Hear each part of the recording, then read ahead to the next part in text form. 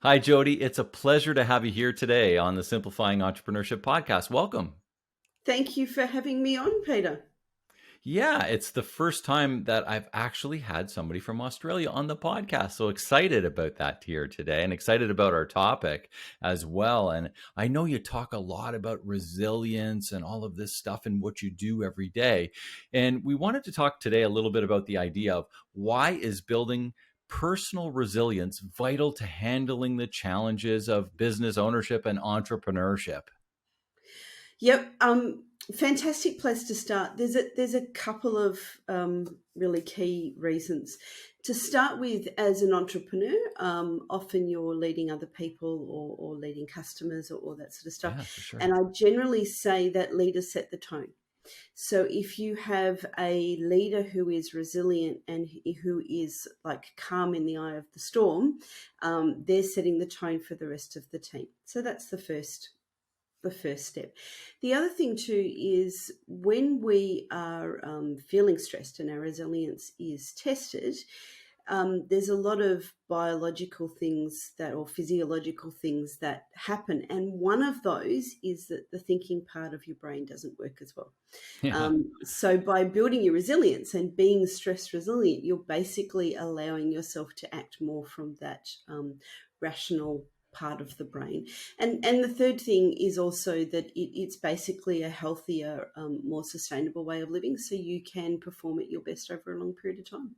Yeah, I love that. And you know what? Why don't you just outline what you like give us the I know a definition of resilience, but why don't you give us your definition of sort of entrepreneurial resilience? Basically, I look at resilience as setting up things in your life and having things in your life basically so that you stay um, in a state of calm as much as possible. Yeah. But also the second side is if your resilience is tested and you are feeling stressed, one is detecting that in yourself before it escalates too much, and two, being able to bring yourself back to Yeah. calm as quickly as possible. So what are some of the signs that, that show that you maybe need a little bit of help with building resilience, Jody? Yeah. Yep, yep. So it does depend a little bit on the individual person. There are different ways that it shows in different people. So any of the signs, you sort of don't treat them just on their own. You treat it almost like as a how many of these and how big is kind of the impact. So some of the Yeah. typical things are things like difficulty focusing, Hmm. things like difficulty sleeping. You may find that your mind is racing and you can't think as clearly.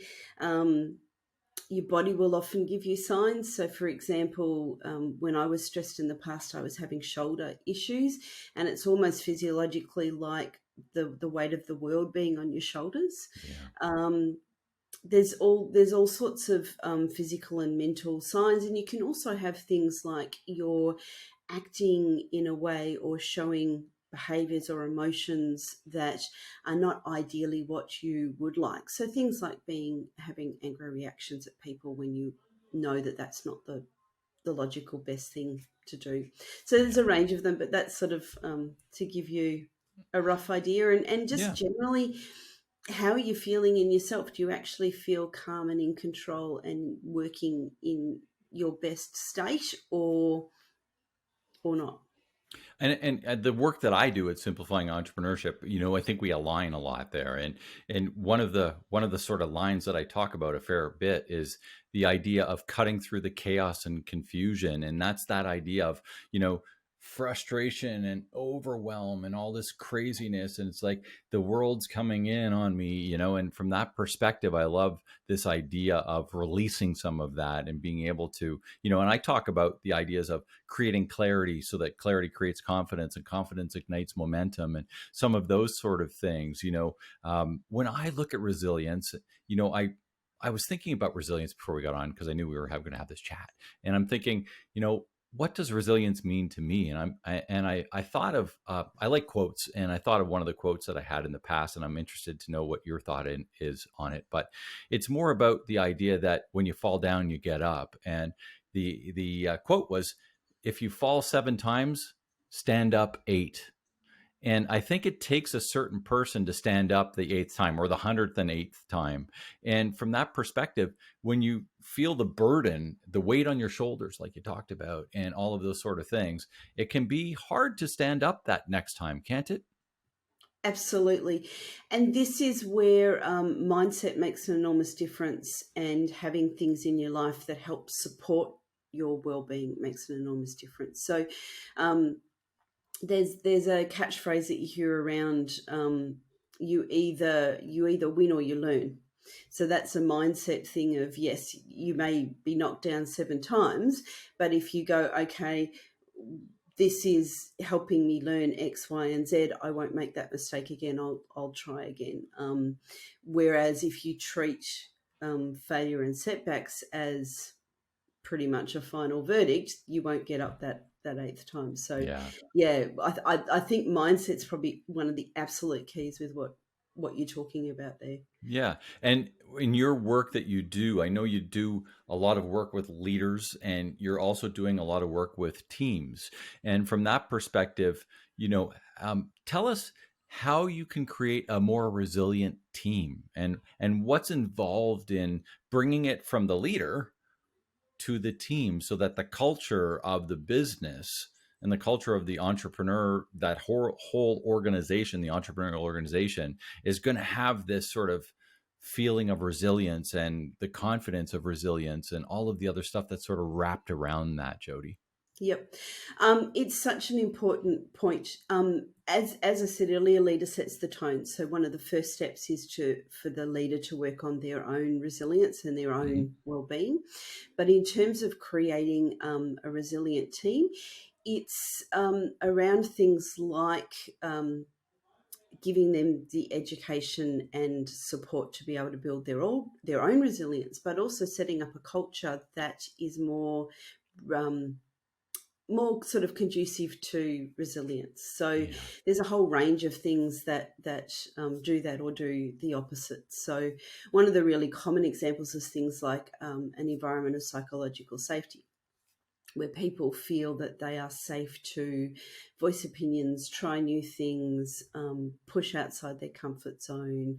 And you find in those sort of situations, you get more collaboration, more teamwork, more people developing themselves and helping develop others. So over time, there's more of a cohesive culture where there's that supportive thing that, yes, things will come up that cause stress, so For stresses, sure. We're in but the business. team, Of course it is. yeah, Yeah. absolutely, but the team will respond to it better. Whereas if Exactly. you don't have things like psychological safety, people become more siloed, self-focused. How do I make sure I'm okay and not really look at the Yeah. overall thing? It's more of a protective fight or flight kind of response rather than, okay, what's the best way forward out of this? Yeah. And give me an example of one of the things that maybe you've worked through with a team to help them get more resilience. Um, the biggest thing I do, probably working with the leaders and Hmm. working with the leaders on how to lead well, is probably the biggest. And there's a range of them, but that's probably the biggest thing. So, teaching leaders around how to relate well to other people, how to create a situation where people can perform at their best. So that's around leadership, and it's also around culture and around systems and Yeah. um, yeah. So working really on leadership and working one on one with the leaders can be one of the most effective things. Yeah, I know I work a lot with systems and frameworks and stuff too. And one of my coaches down the road, his name was Joel Weldon, just wonderful, wonderful fellow leadership coach and coach on public speaking and what have you. And he uses the framework around system, and he calls the acronym systems save you stress, time, energy, and money. And I think what we're talking about today, when you have the right system in place, you can get that resilience that you're talking about. Those frameworks all come around, and when you know what to go to, you know what to do. It's removing some of the confusion, some of the frustration, creating some of that confidence, and letting people keep their sort of even keel, not blow up or not sort of go down too much, and get the job done for the client, right? Those kind of things. And I love the idea around working with the leader as well, so that from my perspective, once the leader has it, then the next thing is they have to communicate it, right? And leading by example is one of the things that you were talking about, and how they're working through that. But the communication piece, how do you suggest from that, when they're feeling that and they're getting sort of rolling, what's the next step in communicating how they want to sort of send that out to the rest of the, whether it be their team, whether it be their clients, or whether it be even some of their suppliers maybe? Yep.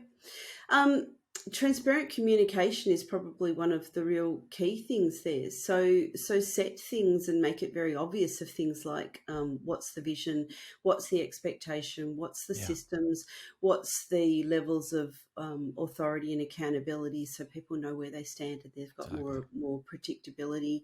Um, yeah, I guess that open, honest communication and really setting up that, as much as you can, personal relationship with your staff, so what motivates them, what inspires them, what gives them a sense of purpose in their work. I'm not sure if that answers your question, No, Pete. that's great. I think Okay. that's great. And from my perspective, I just think that what we've talked about today, we're similar in so many different ways. It's what we work with, and I love having this conversation around it, because it excites me talking about this sort of stuff and being able to help business owners through this sort of thing. And I know you're right there in alignment, so that's wonderful. We're coming to the end of the podcast here today. Believe it or not, time is almost running out. And before we do that, want to make sure that everybody knows how to get a hold of you if they want to find out a little bit more information. And I know you've just released, as we're recording here, a brand new book. So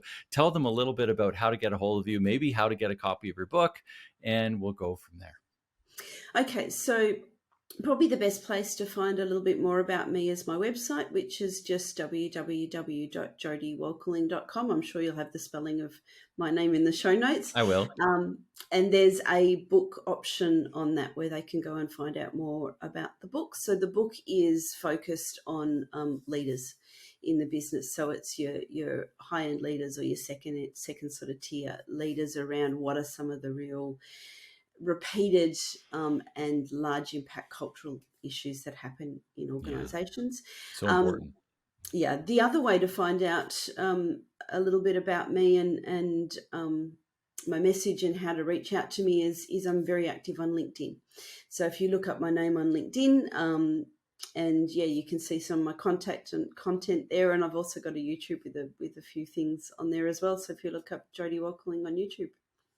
Awesome. Well, thanks so much for spending some time with me here today, and with our listeners too, Jodi. It's been a pleasure, and I look forward to, maybe we'll hook up on LinkedIn, so we're connected there too, as I'm pretty active on LinkedIn as well, and we'll get maybe a chance to chat again down the road. So thanks again, and it's been a real pleasure. Beautiful. Thanks for having me on, Pete.